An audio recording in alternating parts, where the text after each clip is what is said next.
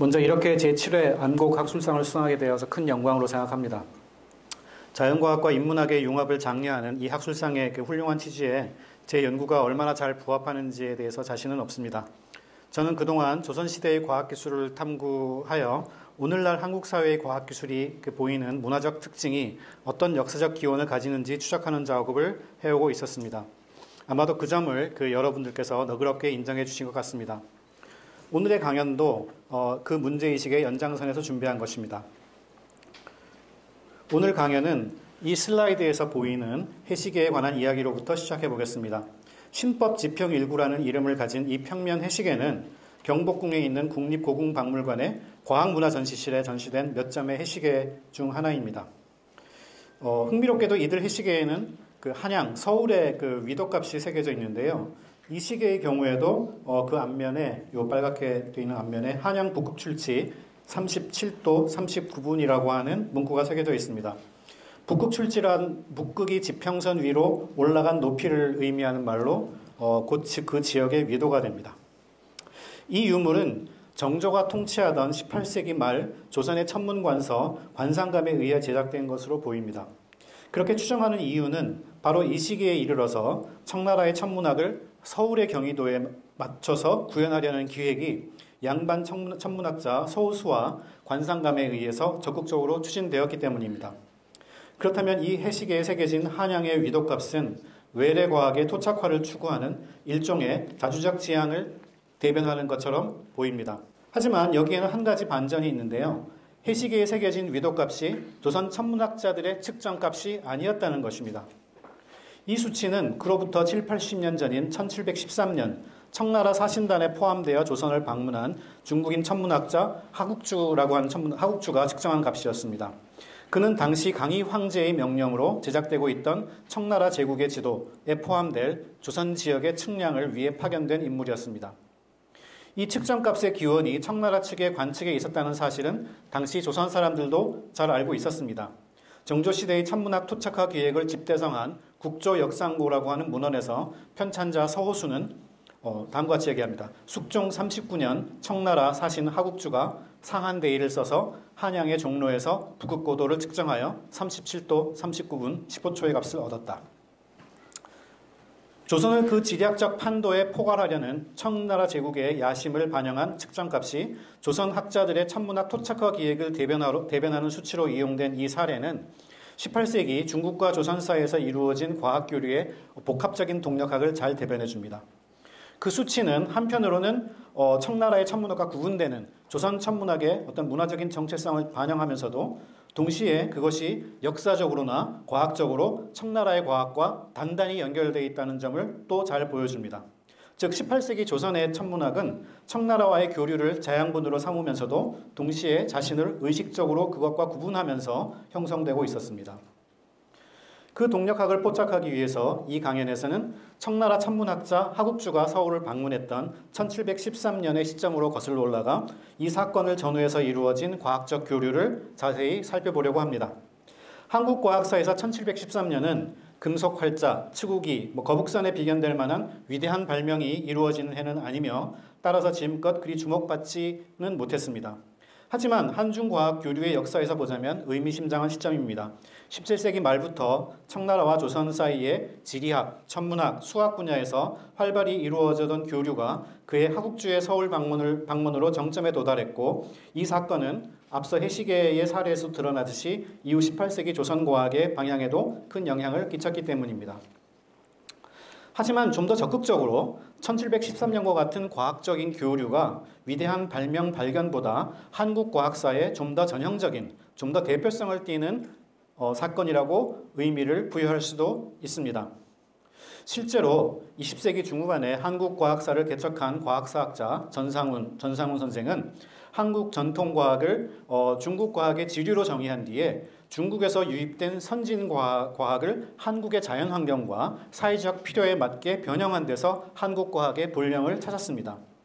이 관점에 따르자면 1713년의 사건은 청나라 과학이 조선에 전파되어 한국적 특성을 얻어가는 과정의 시작점으로 볼 수 있을 것입니다.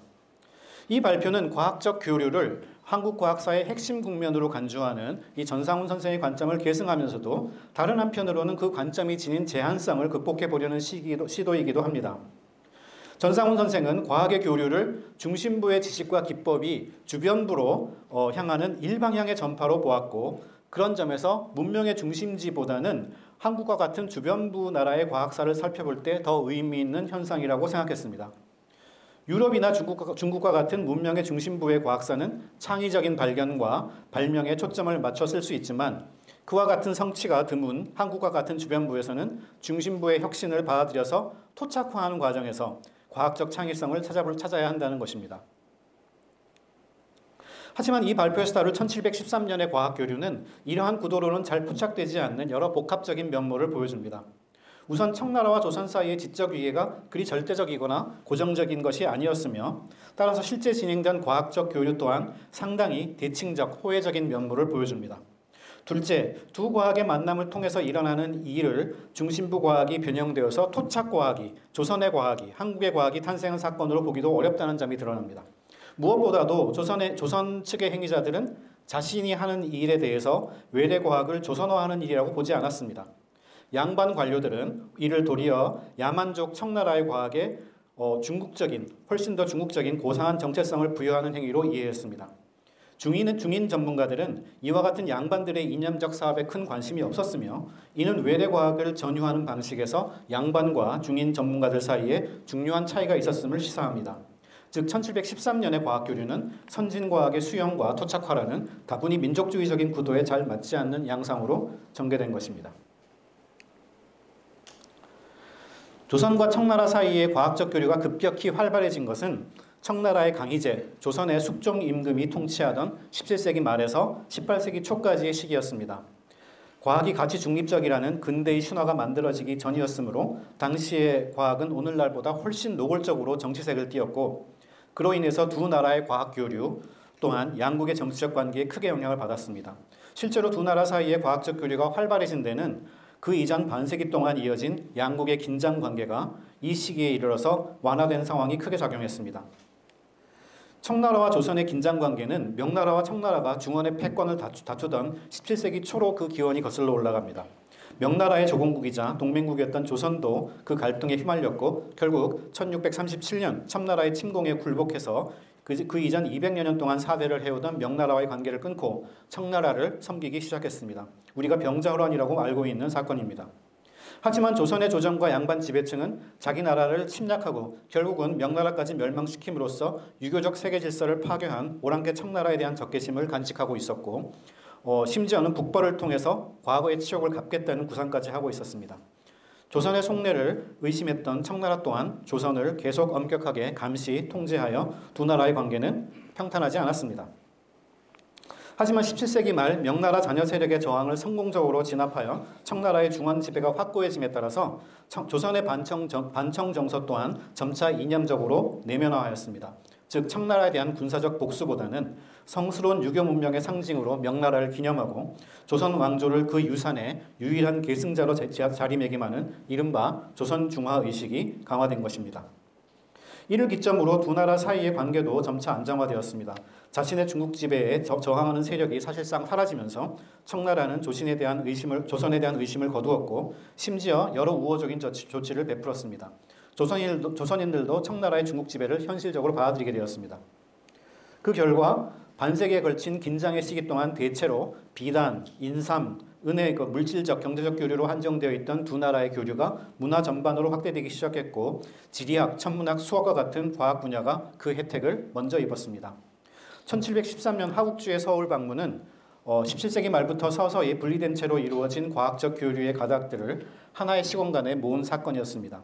이제부터 그 분야들에서 이루어진 교류의 양상을 하나하나 살펴보려고 합니다.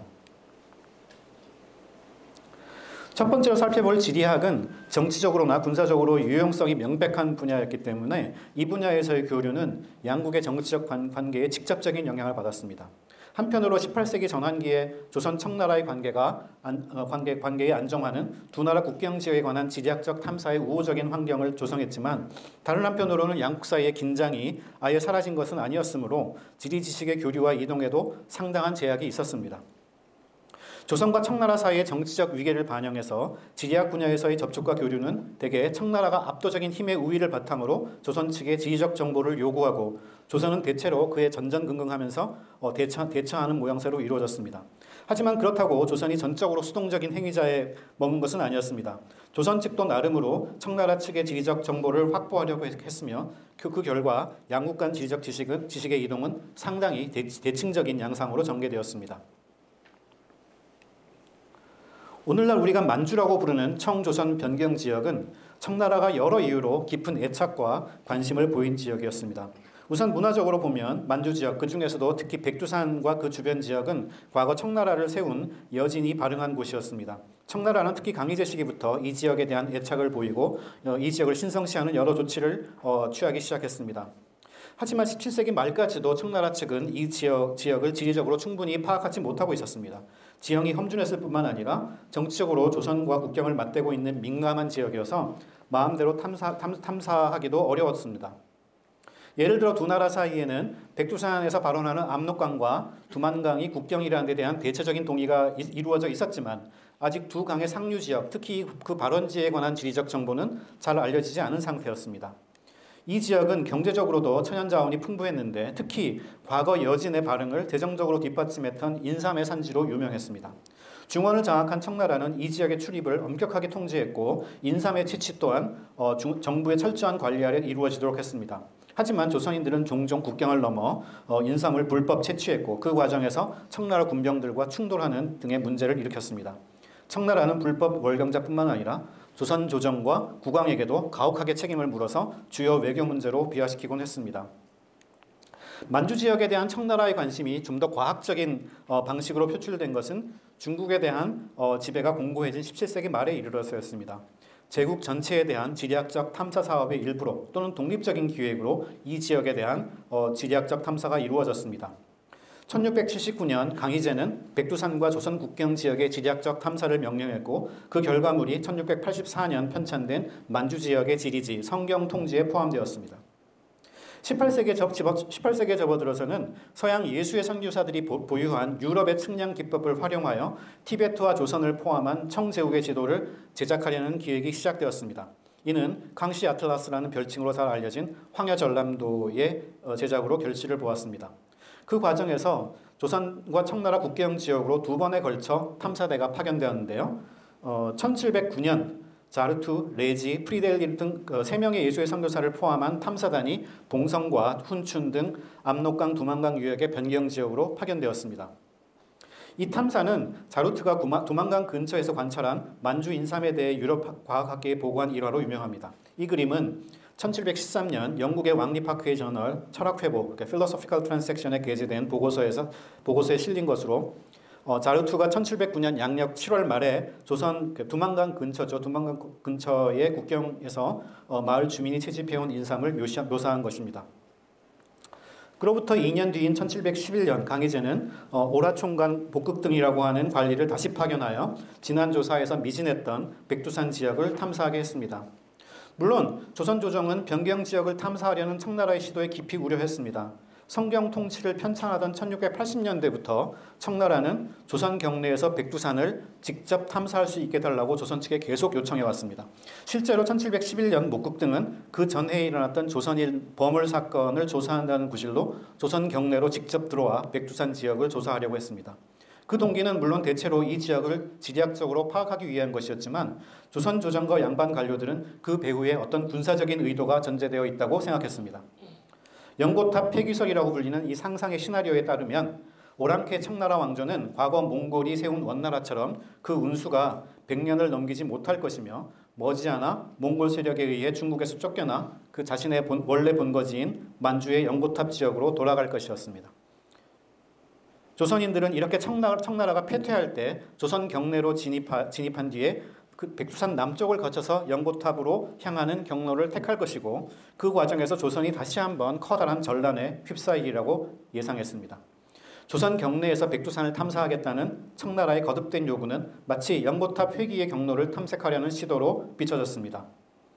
조선은 청나라의 요청을 정중하게 거절하거나 1711년 목극 등의 요청처럼 노골적으로 거절하기가 어려운 경우에는 잘못된 정보를 흘림으로써 탐사의 실패를 유도하기도 했습니다. 하지만 끝내 그들의 시도를 막을 수는 없었습니다. 이듬해 목극 등은 조선 관리의 안내를 받으며 백두산 지역을 탐사했는데 압록강과 두만강의 근원을 찾고 그가 그 분수령이라고 생각한 곳에 그 유명한 백두산 정계비를 세웠습니다. 이듬해인 1713년 청나라는 아예 서울로 사신단을 직접 파견했습니다. 만주인 시위 아제도가 상사로 이끈 이 사신단의 공식 임무는 강희제가 자신의 60살 생일을 기념하여 내린 5기 승평의 조칙을 전달하는 거였습니다. 하지만 전에 백두산 탐사를 주도했던 목극 등이 부사로 임명되었고 청나라 천문관서 흠천감에 그 천문학자 하국주가 이례적으로 포함되었다는 점에서 지리적 탐사가 그 주된 임무였음을 알 수가 있습니다. 하국주는 흠천감 천문학자들을 오랫동안 배출한 가문 출신의 젊은 천문학자로서 그의 부친인 하군석이 흠천감의 관원이었을 뿐만 아니라 그의 동생 하국동 등도 18세기 초반 청나라의 수학과 천문학 분야에서 중요한 업적을 남긴 인물이었습니다. 당시 교황청과의 전례 논쟁을 겪은 강희제는 서양의 예수의 선교사들 또한 점차 불신하게 되었고요. 그래서 그들과는 독립된 토착 수학자 집단을 양성하고 있었는데 하국주 형제는 그 과정에서 발탁된 인물들이었습니다. 하국주가 이끈 청나라의 관측팀은 조선 경내로 들어오면서부터 도로를 위아래로 오르내리면서 밧줄로 거리를 재고 각지의 북극 고도와 방위를 측정했습니다. 앞서 언급했듯이 서울 종로에서도 북극 고도를 측정했습니다. 하국주가 관측을 담당했다면 아제도와 목극 등은 조선 정부로부터 지리적 정보를 확보하는 일에 집중했습니다. 예를 들어 목극 등은 황제의 명령이라면서 백두산의 물줄기와 산맥이 남쪽으로 내려오는 정보가 기록된 조선의 지도를 보여달라고 요청했습니다. 이를 통해 목극 등의 주 임무가 조선 정부가 보유한 지도를 구하는 데 있었음을 알 수 있습니다. 물론 확보한 지도는 황해전람도의 제작에 활용할 계획이었을 것입니다. 물론 조선 조정의 입장에서 지도를 포함한 민감한 지리적 정보를 쉽게 건네줄 수는 없었습니다. 조선 조정은 그들이 원하는 정보를 담은 지도가 없다며 발뺌했지만 목극 등은 자신이 나름의 루트를 통해서 구한 조선 지도를 내보이면서 다시 더 정확한 지도를 강력히 요구하자 더는 회피할 명분이 없어졌습니다. 이에 조정은 해결책으로서 비변사가 보유한 자세한 지도가 아니라 그리 정확하지도 않고 그렇다고 그리 부정확하지도 않으면서 백두산 지형에는 틀린 부분이 많은 그런 지도를 보여준 것 같습니다. 아마도 1713년 당시 조선 조정으로부터 확보한 지도를 참고해서 제작되었을 그 청나라의 황해전람도의 조선 지도를 보면 확실히 당시 조선 조정이 보유한 최상급의 지도에 비해서 부정확하다는 느낌을 지울 수 없습니다. 이 지도는 당빌의 신중국 지도첩에 포함된 조선 왕국전도인데 이 황해전람도를 바탕으로 제작된 것입니다.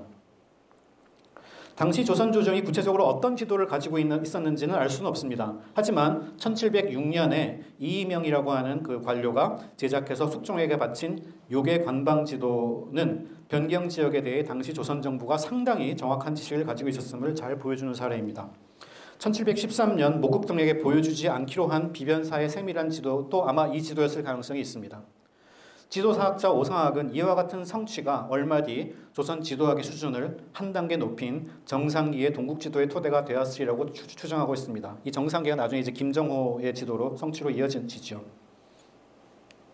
자, 요괴 관방 지도는 조선이 변경 지리 탐사에서 수동적인 태도로만 일관하지 않았음을 잘 보여줍니다. 청나라가 만주와 백두산 지역의 탐사를 진행하던 시기에 조선도 그에 대응해서 나름의 방식으로 전략적으로 중요한 이 지역에 대한 관한 연구를 정부 차원에서 추진하고 있었습니다. 물론 조선은 이 문제에 관해서 청나라 측에 공식적인 협조를 요청할 수는 없었습니다. 오히려 청나라는 정치적으로 민감한 정보를 담고 있는 역사서와 지리서의 반출을 엄격하게 통제했고 1695년에는 조선 사신이 성경 통지, 만주 지리지를 들여오다가 국경에서 발각되어 소각당하는 일도 있었습니다. 하지만 조선 측은 결국 이 책을 구해볼 수 있었고 이이명이 요괴 관방 지도를 제작할 때도 이 책을 이용했습니다. 이이명의 설명에 따르면 이 지도는 몇 가지 이실적인 정보를 종합한 것이었습니다. 변경 지역에 대해 조선이 보유하고 있던 정보와 함께 명나라 말의 국방지리서, 주승필람, 그리고 청나라의 성경통지 등이 이용되었습니다. 즉 청나라의 금령이라는 제약 조건 아래에서 시기와 생산자가 다른 잡다한 정보들을 모아 하나의 지도로 종합한 것입니다. 하지만 잘 생각해보면 조선보다 권력의 우위에 있던 청나라가 조선의 지리적 정보를 얻은 과정도 조선이 했던 것과 크게 달랐다고 보기는 어렵습니다. 청나라가 요구하는 정보를 조선 조정이 순순히 보여주지 않았기 때문에 청나라 측은 비공식적으로 확보한 지도나 조선 조정이 제공한 불완전한 정보를 토대로 해서 조선의 지리에 대한 지식을 확장해 갔습니다. 중요한 것은 이렇게 불완전한 과정을 통해서 두 나라 사이의 변경 지역에 대한 정보가 부분적으로나마 교환되었고 그 결과 그 지역에 대한 두 나라의 이해 수준이 높아졌다는 것입니다. 즉 두 나라 사이의 지리적 지식의 교류가 상당히 대칭적으로 전개가 된 것입니다. 다음 천문학으로 넘어가겠습니다. 1713년 하욱주의 서울 방문은 기본적으로 지리학적 동기에 의해 추동된 것이지만 그 과정에서 의도치 않게 천문학에 관한 조선 조정의 관심을 불러일으켰습니다. 그해 윤 5월 압록강을 건넌 청나라 사신단에 이례적으로 천문학자가 포함된 사실을 조정이 알게 되자 조정은 이 하국주라고 하는 인물과 그가 맡은 임무에 주목했습니다. 그들은 자기 나라의 이곳저곳을 관측하는 그의 행위를 불쾌해하면서도 하국주라는 인물에 한 가지 이용 가치가 있다는 점을 깨달았습니다. 당시 조선의 천문관서 관상감이 배우려고 애쓰고 있던 청나라 천문학을 북경의 천문학자를 파견하는 그 비싼 방법을 쓰지 않고도 배울 기회가 온 것입니다. 그렇다면 조선 조정은 하국주에게서 정확히 무엇을 배우고자 했을까요? 당시 조정의 논의를 보면 관심의 초점은 원접사의 보고서에서 하국주가 들고 와서 관측을 수행한 것으로 묘사한 반원형 의기에 맞춰져 있었습니다. 숙종은 그 의기가 잘못 정밀하다라면서 그 나라에 가서라도 배워야 할 것인데 조선에 왔으니 다행이라고 지적했습니다. 하국주의 반원형 의기가 정확히 어떤 것인지는 알 수 없습니다. 하지만 그 북경 고궁박물관에 남아있는 이 기구, 사유천리경 반원의라고 불린 이 기구가 그와 유사한 것이 아니었을까 추정해 볼 수 있습니다. 하지만 국조역상고에서는 그 서호수가 편찬한 국조역상고에서는 하국주가 서울의 북고도를 측정한 의기에 대해 상한대의라고 기록하고 있습니다. 상한대의란 규모가 큰 상한이 사분원 모양을 한 의기를 말하는 것으로 이 청나라 천문대를 묘사한 이 그림 속의 이 기구를 통해서 모양을 대충 짐작할 수 있습니다. 이 두 보고가 모두 옳다면 하국주는 두 가지 기구를 모두 가지고 왔을 것 같습니다. 실제로 하국주의 방문을 계기로 그가 가지고 온 관측 의기와 그것을 이용한 천문 관측에 대해서 배우려고 하는 노력이 이루어졌습니다. 즉 하국주의 여행은 주로 관측 부문에서 조선 천문학에 영향을 끼친 것입니다. 흥미로운 것은 바로 하국주의 영향으로 관측 천문학의 학습이 본격화된 이 시기에 18세기 말까지 이어질 조선 천문학의 토착화 사업이 시작되었다는 것입니다. 하지만 청제국의 천문학과 조선의 천문학 토착화 기획의 관계에는 작용과 반작용의 단순한 인과관계로는 포착하기 어려운 복잡한 면모가 있었습니다. 우선 청나라의 천문학에 대한 조선 정부의 관심이 이때 처음 생겨난 것이 아니라는 점을 지적해야 할 것입니다. 청나라 천문학의 유래는 명나라 말인 1630년대로 거슬러 올라갑니다. 학자 관료 서광계의 주도 아래 서양 예수의 선교사들에 의해서 서양 천문학 총서인 숭정역서가 편찬되었습니다. 하지만 조정의 의견이 갈려서 채택되지 못하고 있다가 청나라가 1644년 북경을 장악한 직후에 시연역이라는 이름으로 반포한 것입니다. 시연역은 청나라의 문화적 자원 중에서 드물게 조선 정부가 일찍부터 도입하고자 노력한 것이었습니다. 물론 오랑캐 청나라의 역법을 조선 정부가 흔쾌한 마음으로 채택하고자 하지는 않았습니다. 조선의 시연역 학습은 청나라와 조선의 정치적 위해관계로 인해서 불가피하게 이루어진 일에 가까웠습니다. 1637년 병자호란의 결과 청나라를 사대하기 시작한 조선은 청나라 황제의 권력을 인정하는 상징적 행위로서 그 나라의 달력을 받고 그 나라의 역법을 써야 했는데 청나라가 시연역을 반포하자 조선도 그것을 학습하여 채택할 수밖에 없었던 것입니다. 따라서 관상감의 시연역 학습에 대한 조선 조정의 지원도 정치적 필요를 충족하는 이상으로 확대되지 않았습니다. 1653년에 이듬해의 달력을 시연역의 방법으로 재해산할 수 있게 되자 관상감은 시연역의 더 고차원적인 부분, 즉 일월식과 행성운행의 계산법을 배워야 한다고 건의했지만 조정은 받아들이지 않았습니다. 시연역 학습의 중단 상태는 조선 사회의 반청 정서가 최고조에 달했던 17세기 후반 내내 이어졌습니다. 학습이 재개된 것은 조선과 청나라의 관계가 개선되기 시작한 이후인 1700년대에 들어서서였습니다. 1705년 달력에서 청나라와 조선의 계산에 중대한 차이가 확인이 되자 조선 정부는 허원이라는 관상감의 주인 천문학자를 북경에 파견하여 그 차이를 해명하고 1650년대 이후 배우지 못한 시연역의 고급 계산법을 배우게 했습니다. 허원은 1705년과 1708년에 두 차례 북경을 파견했는데 그곳에서 하군석이라는 천문학자의 도움으로 원하는 내용의 지식을 배울 수 있었습니다. 앞서 잠시 언급했듯이 하군석은 바로 1713년에 조선에 오게 될 하국주의 아버지였습니다. 그 결과 1708년부터 관상감은 시연력의 방법에 따라 천체력을 계산할 수 있게 되었고 1711년 허원은 시연력의 천체 운행 계산법을 정리한 책자를 발간했습니다. 하국주의 방문을 2년 앞두고 시연력의 주요 계산법 학습이 일단락된 것입니다. 시연력의 기본적 계산법 학습을 완료한 즈음에 그것의 토착화라 부를 수 있는 과정도 시작되었습니다. 흥미롭게도 청나라 천문학의 토착화는 두 가지 서로 다른 층위에서 서로 다른 집단의 사람들에 의해서 추진되었습니다. 우선 기술적 층위에서 청나라의 시연력을 서울의 경의도에 맞게 구현하는 작업이 시작되었는데 이는 천문학의 전문가라고 할 수 있는 관상감의 중인들에 주도했습니다. 그와 동시에 청나라 천문학의 이념적인 정당화 작업도 이루어졌습니다. 만주 오랑캐의 역법으로 혐오의 대상이던 시연력에 양반 사대부들이 봐드릴 만한 문화적 정체성을 부여할 필요가 있었던 것입니다. 그리고 이 일은 문화와 이념의 전문가였던 양반 관료들에 의해 이루어졌습니다. 후자의 측면을 먼저 살펴보겠습니다. 우선 시연력의 이념적 정당화가 오늘날 우리에게 익숙한 민족주의적인 방식, 즉 외래의 과학에 자기 나라나 민족의 특성을 부여하는 방식으로 일어나지는 않았다는 점을 지적할 필요가 있습니다. 조선 양반들은 그와는 정반대로 오늘날 우리가 사대주의로 치부하는 이념, 즉 명나라에 대한 의리를 강조하는 숙명사상에 의지했습니다. 마침 시연력 학습이 재개된 1700년대는 명나라의 수도 북경 함락 이후 한주갑, 즉 60년이 지난 시기여서 조선 사회에 명나라를 기념하는 움직임이 고조되고 있던 시기였습니다. 시연력의 옹호자들은 청나라가 반포한 시연력이 실은 그 이전 명나라 숭정 황제의 후원 아래 제작되었다는 사실을 환기했습니다. 시연력이 명나라의 숭고한 유산이며 따라서 명나라 문화의 계승자인 조선이 마땅히 이어받아야 한다는 것이었습니다. 이러한 전략을 사용한 대표적인 사례가 1708년 명나라 말의 예수의 선교사 아담 샬의 천문도와 마테오 리치의 세계지도 고려망국전도를 모사한 일입니다. 이 천문도와 지도의 원본은 그로부터 100년 전 명나라 시기에 제작된 것으로 숙종의 말에 따르자면 당시 조선에 전해진 이후 강화도에 보관되어 오던 것이었습니다. 1708년에 모사된 것 중에서 천문도는 남아있지 않고 세계지도는 현재 서울대 박물관에 소장되어 있습니다. 그 지도의 왼쪽 여백에는 영의정으로 그 작업을 감독했던 최석정의 서문이 남아 있습니다.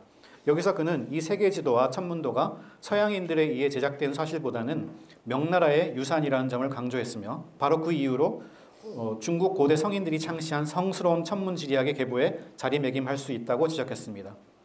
시연력은 청나라의 천문학, 서양의 천문학이기 이전에 중국의 천문학이었던 것입니다. 이처럼 시연력의 문화적 정당화 작업이 진행되는 동안 허원을 중심으로 한 관상감의 중인 천문학자들은 시연력 학습 기획의 다음 단계로 들어가고 있었습니다. 즉 시연력에 근거한 조선의 시각체계를 건설하려고 한 것입니다. 시각체제, 특히 해가 없는 야간의 시보체제를 제정하기 위해서는 절기마다 해가 뜨고 질 때 남중하는 별, 중성이라고 부릅니다. 에 대한 정보가 필요한데 이는 지역의 위도에 따라 달라집니다. 따라서 야간 시각체제를 제대로 구현하기 위해서는 해당 지역에서의 체계적인 천문 관측이 필요했습니다. 그에 필요한 천문의기, 항성 측정에 관한 기본적인 지식을 얻기 위해 관상감의 천문학자 허원은 1708년 북경에서 영대의상지라고 하는 서적을 구입해왔습니다. 이는 17세기 후반 예수의 선교사 페르비스트가 편찬한 천문의기와 항성의 관측을 다룬 서적이었습니다. 이 그림은 그 책에 포함된 것으로 예수의 선교사들의 주도로 건설된 청나라의 관측대를 묘사한 것입니다. 이 관측대와 천문기구들은 지금도 북경 고관상대라는 이름으로 잘 보존되어 있습니다. 이후 관상감은 영대의상지의 인쇄를 추진했는데 하국주가 자신의 천문의기를 지니고 서울을 방문한 것이 바로 그 시점이었습니다. 청나라 사신의 서울 도착을 앞두고 있던 윤 5월 15일 조선 조정에서는 하국주를 어떻게 이용할지를 둘러싸고 논의가 진행되고 있었습니다. 흥미롭게도 그들의 논의는 앞서 고려망국전도의 모사에서 나타났던 태도와는 딴판이었습니다. 시연력을 조선이 계승해야 할 명나라의 숭고한 유산으로 선언하던 결연한 모습은 간데없고 대국의 전문가가 지닌 지식을 어떻게든 배우려는 현실적인 태도가 전면화되었습니다. 심지어 군주와 조정은 청나라 사신들의 심기를 건드리지 않을까 노심초사했습니다. 그들은 허원을 하국주의 관소에 보내 그의 관측 의기에 관해 알아보게 하기로 했지만 한 가지 걱정이 있었습니다. 황제의 특권인 천문학을 제후국에 불과한 조선의 군주가 실천하고 있다는 사실을 청나라 사신들이 문제 삼을지도 모른다는 것이었습니다. 숙종이 생각해낸 해결책은 허원이 하국주의 관소에 들어갈 때 관상감 관원임을 밝히지 않고 일반인처럼 가장하게 하자는 것이었습니다. 하지만 조정의 걱정은 기우였습니다. 하국주는 허원이 이미 알고 있던 하군석의 아들이었고 사료의 기록으로만 보자면 아버지를 이어서 허원과 관상감의 천문학 사업을 적극적으로 도울 의향이 있었습니다. 허원은 조선의 독자적 시각체제를 만드는 데 쓰일 핵심 기법인 중성법과 의기사용법을 하국주에게 배웠는데 사신 체류 기간만으로는 시간이 부족해서 그의 귀국할 때 의주까지 동행하며 철저히 학습했습니다. 하국주는 허원에게 귀국한 뒤에 황제에게 청하여 조선이 필요로 하는 서적과 기계를 구해줄 테니 다시 북경을 방문하라고 권유했다고 합니다. 이후 하국주의 의기를 제작하는 사업이 허원의 감독하에 진행되었고 이듬해에는 영대 의상제 간행 작업도 완료되었습니다. 기록상으로는 이후 조선의 시각체계를 확립하기 위한 노력도 진행된 것 같습니다. 하지만 아직 충분히 알 수 없는 이유로 그 완전한 실현은 18세기 말 서호수의 시기까지 이루어지지 않은 것으로 보입니다. 그 대신 조선의 관상감은 머지않아 청나라 천문학의 학습 시즌2에 돌입했습니다. 그 무렵 청나라에서는 강희제가 선발하여 키운 수학자들, 특히 하국주의 동생인 하국종 등의 주도로 청나라의 수리과학 총서인 율력연원이 편찬되었습니다.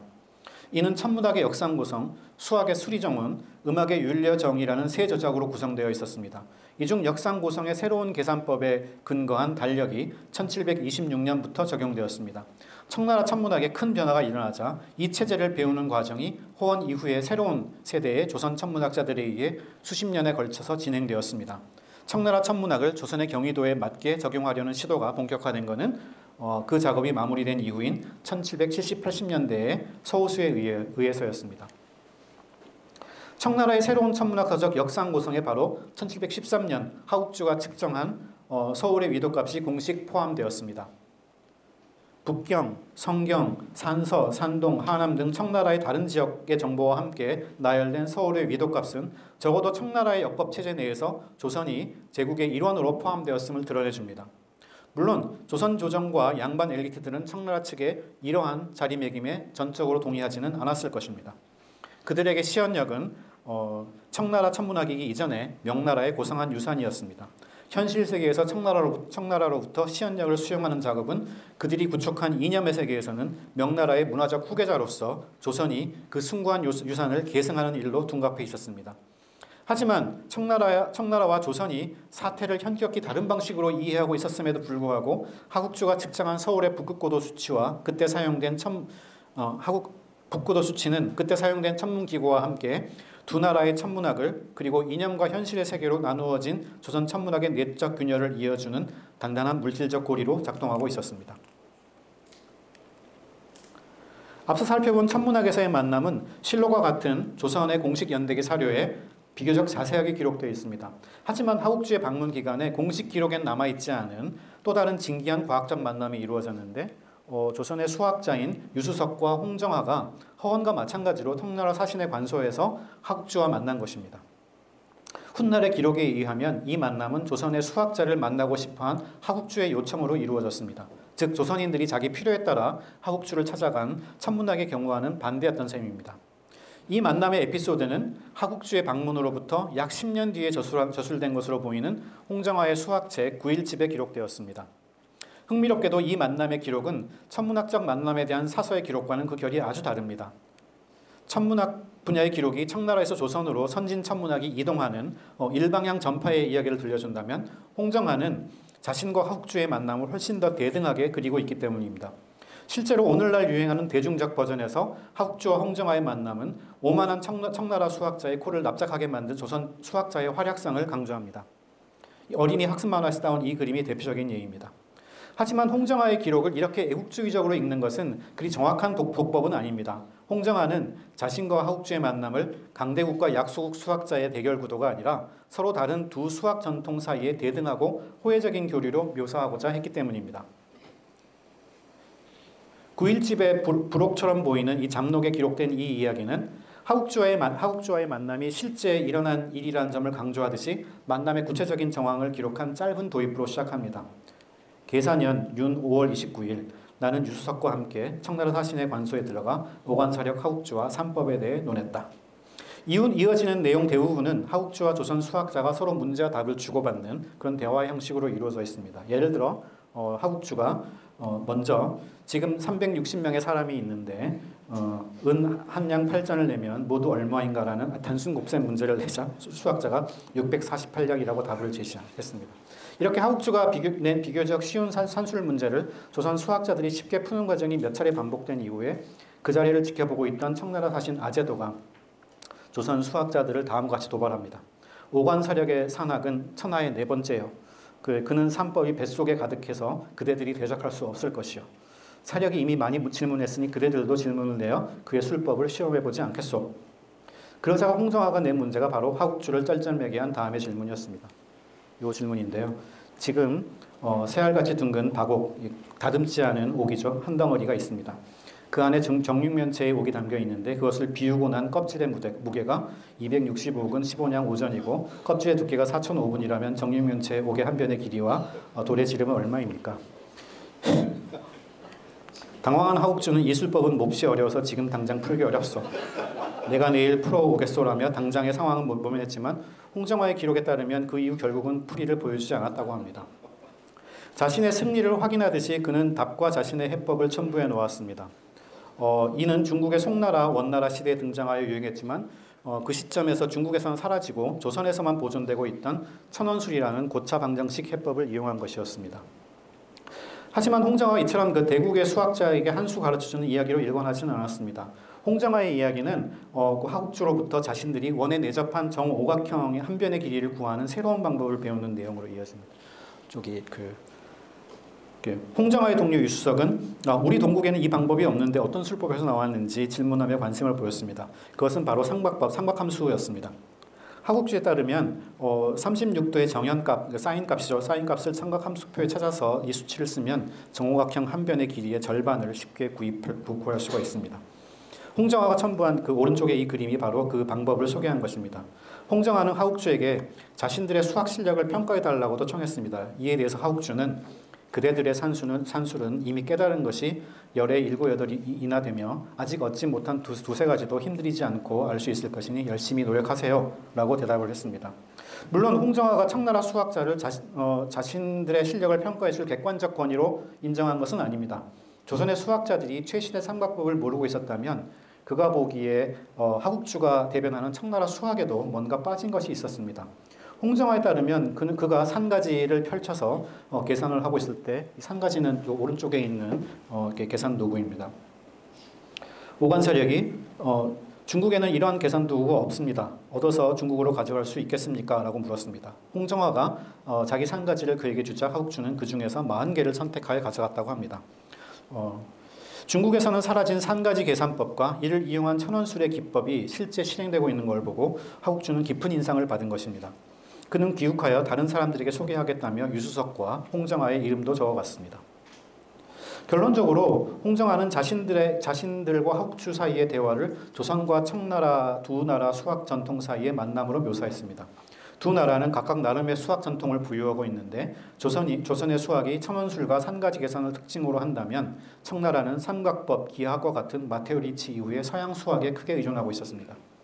청나라 수학에 대비하여 조선 수학의 정체성을 구성하는 홍정화의 전략을 더 자세히 추적하기는 어렵지만 9일집의 서사를 근거로 다음 세 가지 정도는 이야기할 수 있을 것 같습니다. 첫째, 홍정화의 전략은 오늘날 우리에게 익숙한 민족주의적 상상과는 그 결이 크게 달랐습니다. 홍정화는 조선 수학을 청나라 수학과 구별해주는 천원술이 조선 고유의 산술이 아니라 12, 13세기 중국의 위대한 수학자들에 의해 만들어져서 동방에 전해졌다는 사실을 잘 알고 있었을 것입니다. 그렇다면 홍정화가 이 이야기에서 강조하고 싶은 것은 정작 중국에선 사라진 중국의 고전 수학을 조선의 산원들이 온전히 보존하고 있었다는 점이었을 수 있습니다. 만약 그렇다면 홍정화가 조선의 수학을 상상하는 방식은 1708년 마테오 리치 세계지도의 서문에서 최석정이 썼던 전략, 즉 시언역을 명나라의 유산으로 선언한 것과도 상통한다고 볼 수 있을 것입니다. 즉 홍정화의 이야기에서 대립하고 있는 것은 조선과 중국의 수학이 아니라 조선이 대변하는 중국의 수학과 상당히 서양화되어 있는 청나라의 수학이었던 것입니다. 둘째, 조선 수학에 대한 홍정화의 상상에 중인 수학자들의 계층적인 자의식이 반영되어 있을 가능성도 생각해 볼 수 있습니다. 즉 자기와 같은 중인 산원들이 조선의 수학을 대표한다고 홍정화가 주장하고 있었다는 것입니다. 홍정화가 하국주와의 일화를 기록한 9일집은 중인 산학자들을 독자로 한 대상으로 한 전문 수학서였고, 이렇게 기록된 일화는 이후로도 오랫동안 중인 수학자, 천문학자들 사이에서 회자된 것 같습니다.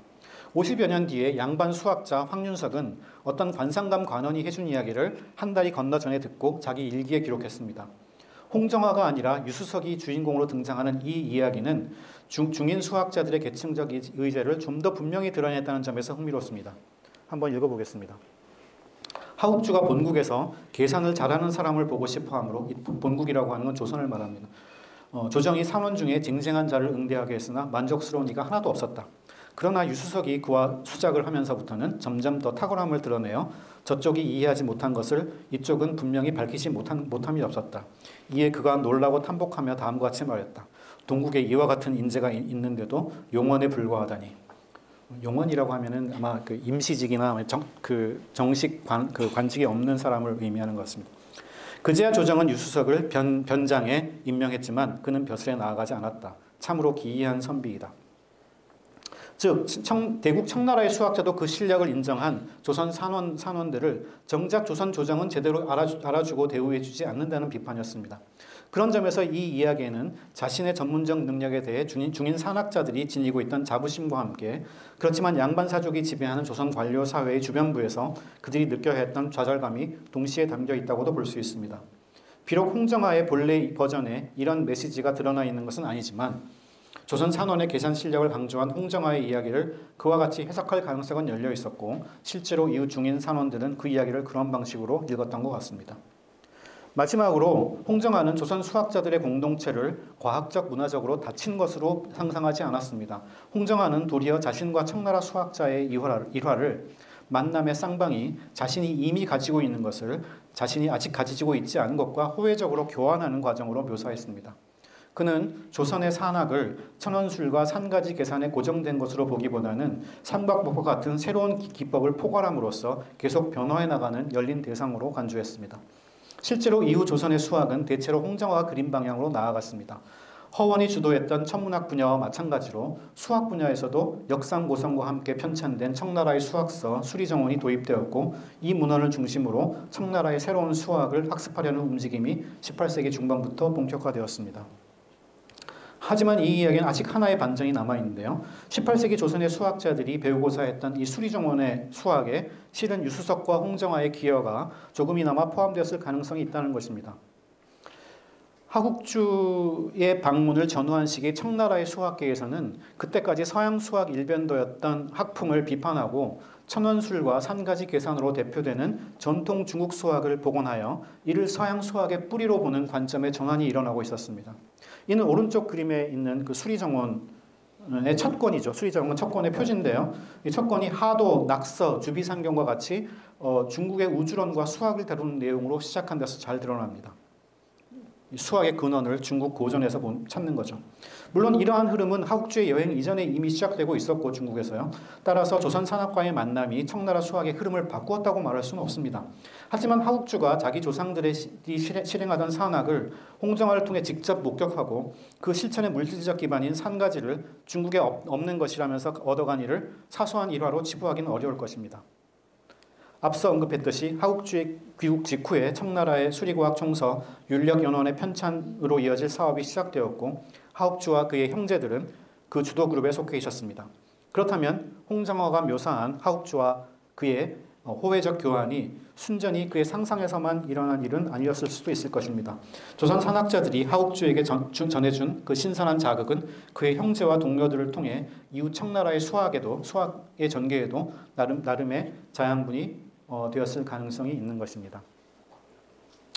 자, 지금까지 17세기 말 18세기 초에 진행되어서 1713년 하옥주의 조선 방문으로 정점을 찍은 조선과 청나라 사이의 과학 교류를 살펴보았는데 다음에 두 가지로 결론을 정리할 수 있을 것 같습니다. 첫째, 청나라와 조선은 정치적으로 보아 압도적인 불평등의 관계에 있었고 각자가 보유한 문화적 자원에서도 현격한 차이가 있었습니다. 이러한 불평등, 불균형은 두 나라 행위자들 사이의 과학적 교류를 다분히 중심에서 주변부를 향한 선진과학의 일방향 전파 또는 제국이 조공국의 정보를 일방적으로 수집하는 관계로 틀지었지만 사료가 보여주는 바는 둘 사이의 실제 교류가 상당히 쌍방향적이었음을 이렇게 알려줍니다. 물론 그 양상은 분야마다 달랐습니다. 천자국과 제국의 정치적 위해가 지식의 위계로 직접 번역되는 천문학 분야에서의 교류는 다분히 일방향 전파의 모습을 띠었고 하옥주와 허원 모두 그러한 방식으로 자신의 교류를 이해했습니다. 물론 최석정과 같이 양반 학자들은 자신들이 받아들이는 천문학이 명나라의 유산이라고 항변함으로써 그 일방향성을 이념적으로 순화하려 했습니다. 지리학 분야의 경우는 청나라 측이 권력의 압도적인 우위를 바탕으로 조선의 지리적 정보를 수집하려 했지만 조선도 나름의 방식으로 청나라가 보유한 지리적 정보를 탐문 수집할 수 있었습니다. 수학의 경우는 적어도 조선 수학자의 기록에 따르자면 청나라가 보유한 서양 수학과 조선이 보존하고 있던 중국의 고전 수학이 교환되는 상당히 대칭적이면서 호혜적인 교환이 일어났습니다.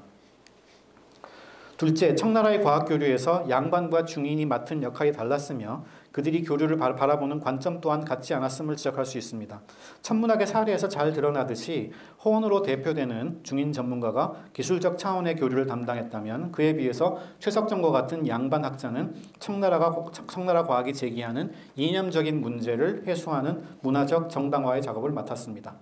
요괴 관방지도와 백두산 정계비의 건설로 이어지는 지리학적 교류에서 양반과 중인의 역할에 대해서는 아직도 연구가 충분히 됐지 않았지만 청나라 측과 교섭하고 그들의 정보를 수집하는 실무 작업은 대개 중인 역관들이 담당했습니다. 중인 수학자 홍정하는 청나라 수학자 하옥주와의 만남을 대등하고 개방적인 교류의 과정으로 묘사했는데 이는 민족적 자부심이나 자주적 정신의 발로라기보다는 양반이 주도하는 조선 사회에서 능력만큼 대우받지 못하는 상황에 대한 불만의 표출로 볼 가능성이 있으며 실제로 후대의 중인 수학자들은 이 이야기를 그런 방식으로 읽었습니다. 1713년의 과학교류를 다룬 오늘의 이야기는 사실상 여기서 끝나는 게 맞지만 그 이후 18세기 조선 과학기술이 어떤 방향으로 전개되었는지에 대한 저의 구상을 간단하게만 말씀드리겠습니다. 이 내용은 이후 좀 더 보강되어서 그 책 원고에 포함이 될 그 계획입니다. 아마 가장 중요한 변화로 언급할 수 있는 것은 과학기술의 실무를 대체로 중인들에게 맡기고 문화와 이념의 영역에 머물러 있던 양반 학자들의 일부가 18세기 중엽이 되면 전문 과학기술 활동의 전면에 등장하게 된다는 것입니다. 우리가 실학자라고 부르는 사람들이 그들인데 지리학의 정상기와 신경준, 천문학과 수학의 홍대영, 서호수가 그 대표적인 인물입니다. 예를 들어 서호수는 벼슬이 이접판서까지 올라간 고위 양반 관료이면서도 수학과 천문학의 전문적인 능력을 지닌 인물이었습니다. 그는 관상감의 중인 관원들과 함께 1780년대 이후 조선 천문학의 토착화 사업을 주도합니다. 이렇게 조선 과학계의 계층적 지형의 변화가 가져온 한 가지 결과로 저는 발표의 도입부에서 과학적 교류에 대한 전상문의 관점이라고 언급한 시각이 이념적으로 두드러지기 시작했다고 보려고 합니다. 바로 이 시기의 말입니다. 즉 중심부와 주변부의 인식적 위계를 고정적으로 이해하고 전자에서 후자로 향한 일방향의 흐름으로 문화적 교류를 단순화하는 사고방식이 18세기 중후반 양반들이 전문적 과학기술 활동에 본격적으로 참여하기 시작한 시기에 두드러지기 시작했다는 겁니다. 물론 이 가설을 뒷받침하기 위해서는 해결해야 할 문제들이 많이 있습니다. 첫째, 유사한 시각이 이때 처음 등장한 것이 아니며 앞서 언급했듯이 중인 천문학자 허원도 비슷한 방식으로 하옥주와의 교류를 이해하고 있었습니다. 하지만 허원의 시각이 다분히 기술적 실용적 수준에 머물러 있었다면 18세기 중엽의 양반학자들은 일방향 문화 교류의 논리를 이념적으로 강화하고 체계화하려 했다는 점에서 차이가 있는 것으로 보입니다. 둘째, 양반들의 이러한 작업이 단일한 방향으로 이루어졌다고 볼 수도 없을 것입니다. 단순화의 위험을 무릅쓰고 보자면 중심부의 과학을 조선의 지역적 특성에 맞게 토착화해야 한다는 태도와 선진과학을 조선 사회에 그대로 이식해야 한다는 태도로 구별되었던 것으로 보입니다. 전자의 대표자가 청나라 천문학의 토착화를 추구한 서호수라면 후자의 대표자로는 청나라가 보유한 중국 기술을 그대로 이식, 베껴야 한다고 하는 그 주장한 북학파 박제가를 들 수 있을 것입니다. 이 설익은 가설은 오늘날의 한국의 과학기술사 서술, 또 나아가서 한국 엘리트들의 문화적 상상력을 지배해온 생각의 기원을 18세기로까지 거슬러 올라가 볼 수 있다는 점에서 매력적입니다.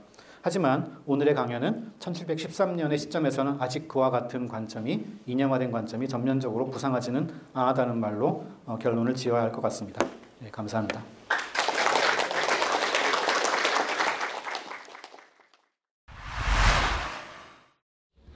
네, 너무 재밌는, 전혀 몰랐던 내용인데 잘 들었습니다. 제가 늘 이제 궁금했던 것 중에 하나가 사실 세종시대 때 과학기술 그 수준이 그 당시에는 거의 아라비아나 그 세계 최고 수준에 가는 수준이라고 지금 알고 있고, 저희 그 해시계나 뭐 여러 가지 지금 이천에 있는 그런 것들도 실제로 아직도 지금 따져보면 잘 맞고 있다고 하는 것이 그때 수준을 대변하는 거기도 한데, 사실 그런 그 위도나 이런 정도의 내용이 사실 이미 이때보다 한 백몇십 년 전 이미 다 이스태블리시 돼 있었을 것 같은데, 그게 다 없어지고 17세기에 정말 맨 땅에서 다시 저희가 그 산술 정도의 수준으로 다시 돌아왔다는 게 굉장히 저는 충격적이기도 한데요. 혹시 이제 그런 면에서 우리나라 조선시대 때 사실 뭐 수학 또는 과학을 다 대변해서 볼 수도 있을 텐데, 어떤 이유로 그렇게 뒤로 돌아갔는지 혹시 코멘트를 해주실 수 있는지. 예, 그게 뒤로 돌아간 것 같지는 않고요. 그게 그 세종 때에 이루어진 과학적인 성취라고 하는 거는 그 독자적인 과학을 만들어낸 건 아니고요. 그 당시 중국의 그 최고 과학의 수준, 가장 이제 최고급 과학의 수준에 올랐던 그 원나라 몽골 제국의 과학을 수용을 한 거거든요. 그래서 원나라에서 제정한 중국 천문학 중에서 가장 그 정확하다고 하는 수시력의 천문학을 도입해서 서울의 의도에 맞게 이제 그거를 재구성 운용을 할 수 있었던 게 세종 때의 업적이라고 할 수 있습니다. 그래서 그때 보면은 서울의 북극고도 이야기가 또 나와요. 그래서 세종이 서울의 북극고도를 이순지에게 그 천문학자에게 측정해 보라고 하고 딱 이야기를 하는 그 장면이 나오는데, 그 수치가 사실 원나라 수시력에 나와 있는 수치입니다. 고려의 개성의 위도의 수치죠. 그러니까 그 수치, 아까 역상고성의 하국주의 수치가 나와 있듯이 그 수시력, 그 원나라 수시력의 그 데이터에 고려 개성의 북극고도의 수치가 들어 있는 겁니다. 그러니까 그 방법을 그 소화를 해서 독자적으로 1월씩을 계산하고 달력을 만들 수 있게 한 게 조선 세종대의 성취라고 할 수 있고요. 그래서 그 시스템을 그대로 사실은 만들어낸 거라고 볼 수가 있겠습니다. 근데 이 시스템이 17세기 초에 중국에서 바뀌거든요. 서양 예수의 선교사들이 가져온 그런 시연력 체계로 바뀌게 되고, 그 시스템은 수시력과는 완전히 다른 천문학에 기초를 하고 있는 겁니다. 그래서 그 우리가 잘 이름은 들어봐서 알고 있는 그 케플러의 스승인 티코 브라헤의 모델에 근거하고 있고, 그리고 이제 그 천문 의기를 바탕으로 한 그 새로운 천문학 시스템이거든요. 그래서 그거를 이제 도입을 해야 되는, 완전히 다른 천문학을 배워야 되는 그런 문제가 된 거죠. 그러니까 조선 초기의 세종은 원나라의 체계를 이제 받아들이려고 한 거고, 이제 이 효종 이후의 숙종부터는 청나라가 가지고 있던 이 서양 체제를 받아들이려고 노력을 하기 시작을 한 겁니다. 네. 그래서 그것 때문에 생기는 문제고, 완전히 새로 시작한 듯한 느낌이 드는 거는 시스템 자체가 완전히 달라졌기 때문에 이전에 알고 있던 지식에 크게 도움이 안 되는 그런 상황이 된 거죠. 세종시대 하셨던 분들이 축적이 안 되고 그냥 완전히 전환이 된 건 아닌가요? 그건 계속 실행이 되고 있었던, 그 세종 때 이순지나 김담이 만드는 그 칠정산과 그 다음에 그 뭐 장영실이 만들었다고 하는 자경루나 이런 것들이 상당히 오랫동안 지속이 됩니다. 그 자경루 같은 경우는 어떻게 된지 그때 전란 이후에 잘 안 됐을 것 같긴 한데, 그런데 그 전통은 계속 이어지고 있었던 거죠. 그러니까 그 방법으로 계속 달력을 만들고 1월치를 계산하던 그런 게 유지되고 있던 상황이라고 볼 수가 있을 것 같은데요. 그게 이제 청나라가 시연력을 반포를 하고, 그래서 그 시연력 계산법을 보니까 다른 거죠, 이게. 미국 과학이 완전히 다른, 그 소프트웨어가 달라진 거를 깨닫고, 그거를 이제 배우기 시작을 한 게 1650년대부터고, 그거를 이제 청나라 천문학이라고 안 배우다가, 저건 야만족과야 이렇게 안 배우다가, 숙종 때부터 이거는 이대로 두면 안 된다고 생각하고 이제 적극적으로 배우기 시작을 한 거라고 볼 수가 있습니다. 근데 제대로 배우긴 했나요? 그게 의문이 있는데. 1,000원을 내셨는지. 어떻게 해야 제대로 배우는 건지 잘 모르겠는데 그게 요즘처럼 정부가 엄청나게 돈을 지원을 해서 이렇게 집중적으로 하면은 뭐 10년, 20년이라도 할 수 있을 텐데 이 프로그램이 지금 1705년에 시작한 요 프로그램이 스스로 이제 완성이 됐다고 나중에 서울수가 선언하는 게 1780년대, 90년대거든요. 그러니까 이게 한 80년 정도 걸리는 작업이고 계속 중국으로 이렇게 여행을 가고 사행을 가고 해서 책을 가져오고 그 사이 중국 천문학도 계속 바뀌거든요. 청나라 천문학도 바뀌어서 그 작업이 계속 한 세기 정도가 진행이 되는 겁니다. 그래서 1780년대, 90년대가 되면은 관상감의 천문학자들이 이제는 중국에 가지 않아도 되고 우리가 더 정확하고 하는 그런 식의 자신감을 보이는 정도까지 갑니다. 이제 질문이 나가고 시작합니다. 네, 홍성옥 교수님. 네, 발표 재밌게 잘 들었습니다.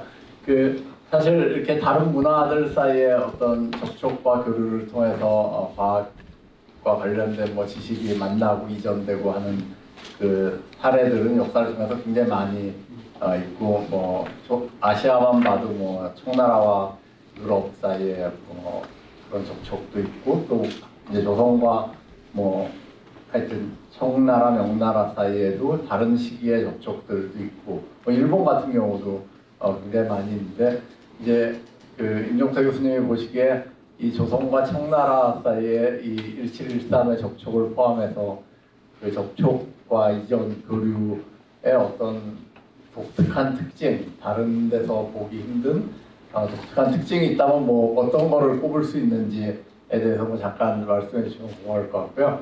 그리고 아까 그 에피소드 중에 그러니까 이렇게 계산을 잘하는 사람이 있는데 이 사람이 벼슬도 없고 정말 그 중인으로 천대받고 있다. 뭐 그래서 이제 벼슬을 주고 한 그런 게 혹시 나중에 몇십 년 있다가 실학이 등장을 하고 한 그런 것의 어떤 한 가지 배경 아닌지, 그러니까 이런 접촉을 통해서, 그러니까 사실 이런 문화 사이의 접촉이라는 게 우리에 대해서 좀 다시 생각해보는 그런 계기가 될 수 있잖아요. 지금도 그렇지만, 근데 이게 정말 이런 식의 우리가 사람을 대접을 못하고 있구나라는 어떤 그런 게 양반 지식인들 사이에서도 그런 의식들이 뭐 싹트고 뭐 이런 것의 하나의 뭐 실학에는 여러 가지 배경이 있겠지만은 하나의 배경이 될 수도 있지 않을까 하는 뭐 그런 생각이 들었습니다. 예, 뭐 어떻게 그 뒤에 이야기를 하면은 이 하국주와의 만남이 1713년의 만남이 홍정하고 유수석이라고 하는 두 사람의 입지를 조선 사회 내에서 입지를 상당히 키워준 것 같아요. 그래서 이게 실제로 일어난 일인지까지도 의심을 해볼 수 있는 사건이긴 한데 일어난 것 같긴 해요. 왜냐하면 날짜까지 5월 19일이라고 이렇게 명시되어 있기 때문에 그걸 거짓말을 했을 것 같지는 않고, 근데 그 이후에 보면은 이 두 사람은 거의 양반들 사이에서도 이 사람 수학에 관한 이 홍정화와 유수석은 레전드다 이런 이야기가 계속 내려오는 것 같고, 그러니까 어떻게 보자면은 이 중인 쪽의 수학자들이 하국주를 잘 이용한 면이 있다고 생각을 합니다. 그 이야기를 통해서도 보면은 너네들은 인정을 하지 않아도 이 하국주가 대국에서 온 사람이 인정하지 않았느냐 이런 식으로요. 그래서 이 변화, 아까 이제 홍성호 선생님 말씀하신 이렇게 전반적인 문화적 변화의 원인인 것까지는 잘 모르겠는데 적어도 그거를 잘 이용을 한 게 맞는 것 같고, 만남을 잘 이용을 한 게 맞는 것 같고, 실제로 보자면은 선생님 말씀하신 대로 1710년대부터 시작해서 한 1760년대, 70년대 반세기 정도가 지나가면은 양반들 중에서 양반들이 이렇게 천문학 수학을 잘하는 중인들에 대한 태도가 상당히 그 전보다는 이렇게 우호적으로 바뀐, 그리고 존경하는, 이렇게 적어도 그 능력의 그 분야에서는 존경하는 그런 태도를 보이고 같이 일을 하는 경우도 등장하는 걸 볼 수가 있습니다. 그러니까 그런 변화의 흐름, 전문적인 수학이나 천문학이나 이런 거에 대한 사회적인 지위가 적어도 이 18세기 초에서 중력으로 가면서 이렇게 좋아지고 있던 상황, 개선되고 있던 상황이 반영되고 있는 이야기가 아닌가라는 생각도 듭니다. 조선과 청나라 사이의 과학적 교류가 다른 지역의 과학적 교류와 다른 특징이 뭔가? 그 굉장히 어려운 질문인데요. 그냥 이렇게 여러 가지 생각을 해볼 수가 있겠지만 가장 중요한 거는 정치적 컨텍스트가 다른 것 같아요. 그래서 뭐 그 일본과 네덜란드의 교류 같은 경우는 거기에 무슨 그 일본과 네덜란드 사이에 정치적으로 뭐 이렇게 힘의 우위 관계가 있는 건 아니지 않습니까? 그래서 서로가 이해관계를 보고 이렇게 교류를 하고 있는 거고, 청나라와 서양도 마찬가지죠. 그러니까 교황청과 청나라가 대등하게 서로 이렇게 긴장 관계에 있거나 또는 뭐 그런 관계라고 할 수 있는데, 청나라와 조선 관계는 조공국과 그러니까 뭐죠? 이렇게 제국과 조공국 사이의 관계거든요. 그래서 이런 정치적인 컨텍스트가 사실 굉장히 중요한 역할을 하는 것 같아요. 그래서 그 기본적으로 그 아까 그 조선인들 쪽에서 이 청나라 쪽에 가지고 있던 과학에 대한 뭔가 동경심 같은 것도 있는 것 같고, 존경심 같은 것도 당연히 있는 것 같고, 이쪽에 훨씬 더 앞서 있는 과학적으로 앞서 있다고 하는 그런 식의 생각도 있는 것 같고, 그런 위계 관계에 대한 생각이 기본적으로 전제가 되어 있다는 점이 굉장히 다르다라고 하는 거고요. 또 실제로 이제 그 과정에서 이루어지고 있던 과학적 교류의 맥락도 보면은 청나라와 조선 사이의 정치적인 그 역관계가 중요한 배경을 이렇게 점하고 있는 것도 볼 수가 있습니다. 그러니까 대부분의 교류가 조선의 사신이 북경에 가가지고 어떻게 해가지고 뭔가 정보를 빼돌리고 하는 그런 방식으로 이루어지고, 그러니까 그 사신 교환 자체가 보면은 중국과 조선 사이에, 청나라 조선 사이에 어떤 정치적 관계를 전제로 하고 있는 거기 때문에, 그래서 이 정치적으로 이렇게 위계 관계가 확실히 있고 그게 작동하고 있는 체제에서 과학적인 교류가 어떻게 이루어지고 있는지 그 점이 조선과 청나라의 관계가 다른 보통 우리가 보고 있던 그런 관계랑 굉장히 차이가 있는 중요한 특징이 아닌가라는 생각을 합니다. 네. 더 추가적으로 아닙니다. 네. 김명길 교수님 질문.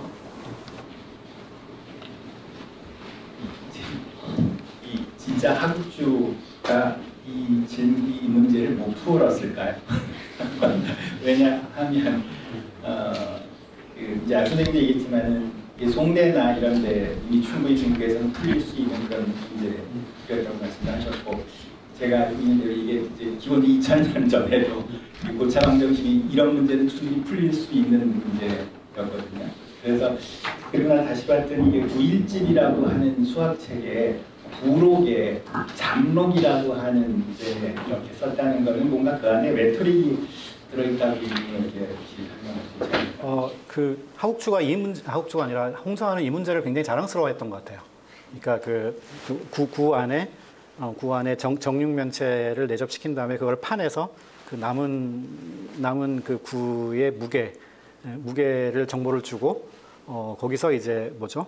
이렇게 그 정육면체의 직경 한 변과 그걸 구하라는 건데, 이 문제가 잡록에만 있는 게 아니라 그 앞에 이제 잡록은 여러 가지 이야기들이 들어있는 이렇게 이야기들을 하면서 뭔가 이렇게 수학 문제를 푸는 건데, 앞에 그 본격적인 수학 문제도 보면 이 문제가 나옵니다. 이 문제가 나와서 한 두세 문제가 비슷한 문제가 수치를 바꿔가면서 나오는데, 그 수학사학자들이 이렇게 연구한 걸 보면은 이게 틀린 문제라고 그래요.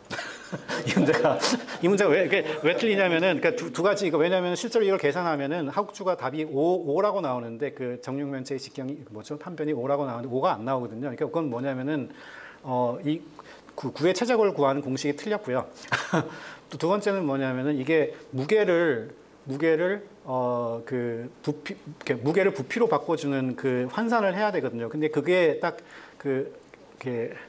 한 양의 무게를 1세제곱촌으로 전환하는 그 개수를 쓰더라고요. 근데 그 개수를 하국주가 모르고 있으면 못 푸는 거죠, 이거는. 그러니까 그거는 무게를 주고 그 길이를 구하라고 하는 거니까 이게 좀 그 전환을 해야 되는데, 그게 하국주가 그걸 알고 있는 건지 저는 그걸 확실히 잘 모르겠더라고요. 그래서 그 약간 시니컬한 수학자들은 이거 틀린 문제고 이건 당연히 하국주가 풀 수 없는 문제고, 풀 수 없는 잘못된 문제를 요즘 같으면 이제 수능에 나왔으면 다시 이거 다시 오답으로 처리돼야 될 그런 문제라고 이야기하는 경우도 있는 것 같아요. 근데 홍정하는 이 문제에 대해서 3차 방정식을 써야 되는 문제거든요. 그래서 방정식 자체는 틀린 건 없습니다.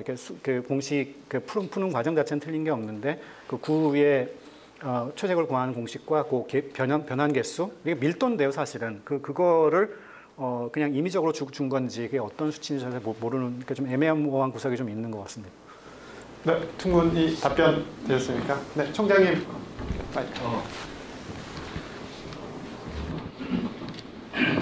제가 문외관으로 질문이고, 근데 제가 좀 읽으면서 걸리는 건 청나라의 천문학 그리고 조선의 천문학이라고 하는 뭐 수학도 마찬가지인데 지금의 맥락에서 보면은 저기 학장님이 한국의 물리학자긴 하지만 수학인가요?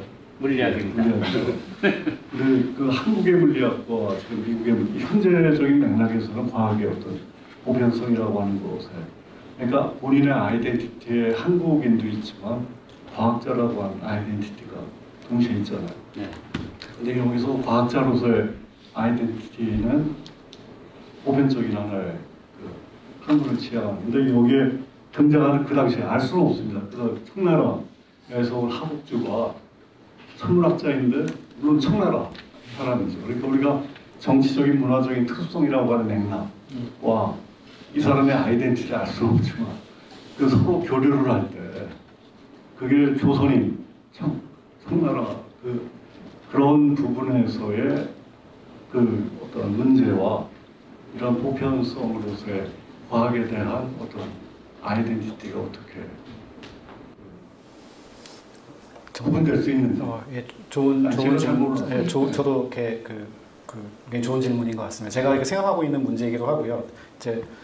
근데 이제 한 가지 출발점으로 생각할 수 있는 거는 오늘날 천문학 하면은 글쎄요, 이렇게 오늘날도 사실 마찬가지일 수 있는데 뭔가 이렇게 중립적인 천문학이 있다고 생각을 하잖아요. 그리고 이렇게 서울대에 있는 천문학 선생님들과 다른 나라인 천문학 다 이게 지식으로 교류할 수 있고 동료라는 생각이 있지만 이 전근대 시기에 이 동아시아에서 천문학이라고 하는 거는 이건 군주의 과학이거든요.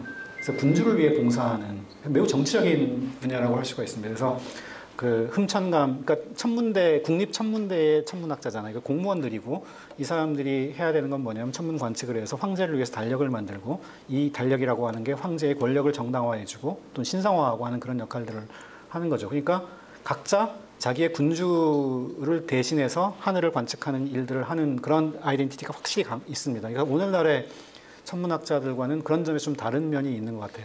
근데 그럼에도 불구하고 제가 보기에는 사료가 없어서 정확히 알 수는 없지만 이 허원이라고 하는 관상감의 천문학자가 북경에 가가지고 하군석이라고 하는 천문학자를 만나고 또 나중에는 그 하군석의 아들이 와가지고 서울에서 만나고 하는 그 과정이 그 양반들의 정치가 요구하는 그런 천문학과는 다른 뭔가 이게 유대감들이 만들어지는 것 같다는 느낌을 받습니다. 근데 그거를 사료상으로 보여줄 수는 없는데, 이 전문가들, 조선의 중인들, 그리고 하옥주와 같은 그런 계산의 전문가들 사이에서는 그럼에도 불구하고 이 계산을 가지고 연결이 되는 뭔가의 어떤 그런 커뮤니티가 그리고 공동의 감정 같은 게 있다는 느낌을 받습니다. 그래서 총장님께서 말씀하신 대로 그 부분을 좀 저는 잘 이렇게 밝힐 수 있는, 그러면서 양반들과는, 그러니까 정치와 이념을 중시한 양반들과는 뭔가 다른 이 전문가들의 어떤 그 유대감이나 이런 것들을 좀 찾아내 보면 어떨까 하는 생각을 하고 있는 차였는데 그렇게 질문을 해주셔서 감사합니다.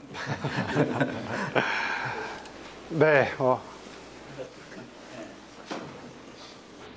예, 총장님 말씀하신 거에 커멘트자 사실 질문이기도 한데, 제가 아까 이제 세종 때 질문을 드린 그 이유 중에 하나는, 제가 예전에 허성도 교수님이 조선실록에 대한 말씀을 하시면서 세종시대의 과학에 대한 말씀을 하셨는데, 사실 오늘 이제 말씀하신 내용의 상당 부분은 사실은 과학자라기보다는 테크니션이나 엔지니어 입장에, 지금으로 엔지니어는 아닌데 엔지니어를 부르기 어렵겠지만 굉장히 테크니컬한 걸 다루는 분들 사이에서의 얘기로 보이고, 세종시대는 저는 좀 더 과학적인 발전이 있었다고 보는데요. 그게 원이나 이제 중국을 통해서 온 그런 과학적인 지식을 조선에서 접수를 했지만, 그걸 조선시대 토지개혁, 그러니까 세금을 받기 위한 토지 정비를 한다든지 측량이 필요한 거고, 측량의 과학적인 테크니컬 내용을 갖고 왔지만 사실 조선인에 맞게 개량을 하고 그걸 하자니 달력 같은 것도 바꿔야 되고 해서 사실은 단순히 지식을 갖고 온 게 아니라 조선에 들어온 걸 가지고 스스로 탐구도 하고 정말 과학적인 연구를 통해서 뭔가를 조선에 필요한 것들을 이스태블리시 하는데, 사실 지금 이제 말씀하신 이제 조선 후기에서는 전혀 그런 액티비티가 저는 없다고 보거든요. 사실은 청하고의 교류를 얘기할 때는 청도 이미 다 지는 달이고 곧 일본에 그러니까 정말 그 서양에서 온 물물을 그러니까 과학적인 지식을 갖고 왔지만 하등의 발전을 못 시켰는데 사실 그 이유는 정치적이고 사실 이러한 저희가 이제 인문이나 사회과학을 얘기하지만 그 당시에 이제 비슷한 이런 그 인문학적인 배경을 갖고 있는 분들이 볼 때 과학에 대한 게 너무 등한시되었던 그런 이유 때문에 실질적인 과학의 발전이 이루어지지 않았지 않았나. 근데 사실은 이제 그런 이유로 그게 조선시대와 저는 대비된다고 보고 사실 저희는 이제 지금 17세기, 18세기 우리 조선의 남얘기가 아니라고 생각하는데 현재 우리나라의 실정을 가만히 보시면 비슷한 일이 지금도 벌어지고 있거든요.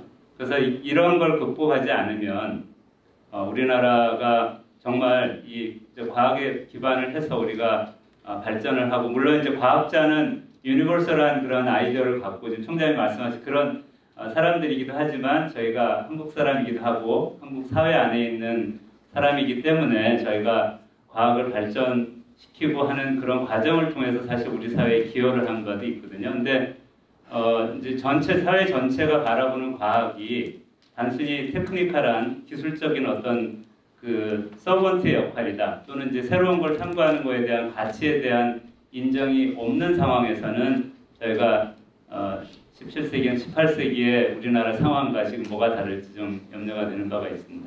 네. 질문 개탄을 하셔서 이렇게 테크니션이고 이렇게 과학자라고 보기 어렵다고 하시는 말씀은 뭐 이렇게 맞는 말씀이라고 맞는 면이 있다고 생각을 해요. 그게 서양에서 과학자들이 이렇게 형성이 되는 과정도 보면 이 장인들과 이렇게 학자라고 부를 수 있는 사람들이 적어도 16, 17세기를 거치면서 결합을 하면서 이게 이 장인들이 자기 스스로 이제 필로소퍼 철학자로 되는 그런 과정을 겪은 거거든요. 그래서 보일 같은 사람이 16세기의 사람은 연금술사하고 그냥 장인이었겠지만 17세기에서는 이 사람은 자기가 철학자라고 이야기를 하거든요. 비슷한 이야기를 실험도 하고 하면서.